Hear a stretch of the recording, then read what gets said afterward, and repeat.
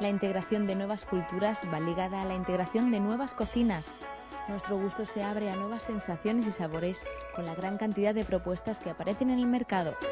Y una muestra de innovación y calidad es Zen, un amplio, luminoso y moderno restaurante de cocina oriental.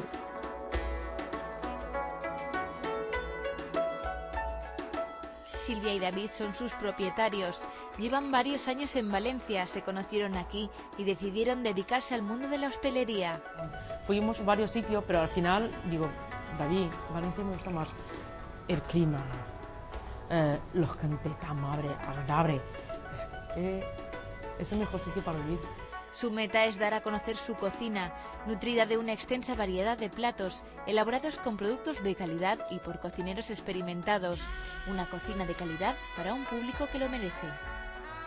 A Valencia y David tenemos que cambiar un poquito, porque el nivel de personas de Valencia, el nivel es alto. Y con el restaurante chino de habitual, digo, no llega al nivel de personas que estábamos en Valencia.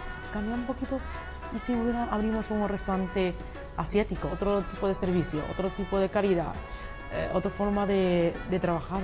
David dice, buena idea. La acogida ha sido muy buena. Zen está considerado como uno de los mejores restaurantes de cocina asiática. Trabajamos plantilla fijo 12. Mira, de muchos sitios, más de nacionalidad china. Hay español también, hay de hindú también, de varios sitios. Como llevamos muy bien. Sus propietarios están convencidos de las virtudes y ventajas que proporciona el intercambio cultural. Para ello han adaptado su cocina a las costumbres españolas. Normalmente los orientales, el sopa o consumir último. Aquí nosotros servimos ya primero. Los orientales se come en centro y aquí pues casi todo más de individual. Primero aperitivo, entrada, pescado, carne. Allí no, el pescado es siempre último. Una de las cocinas que más se ha extendido en nuestra ciudad es la asiática.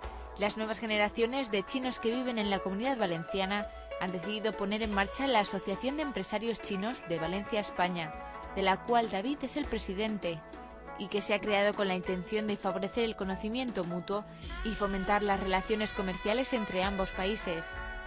Una manera de lograr una mayor integración en nuestro país, actuando como un puente en dos direcciones, un puente entre China y España que resulte beneficioso para los dos países. Desde Zen seguirán trabajando por la integración y por acercar lo mejor de su cocina a la cultura española.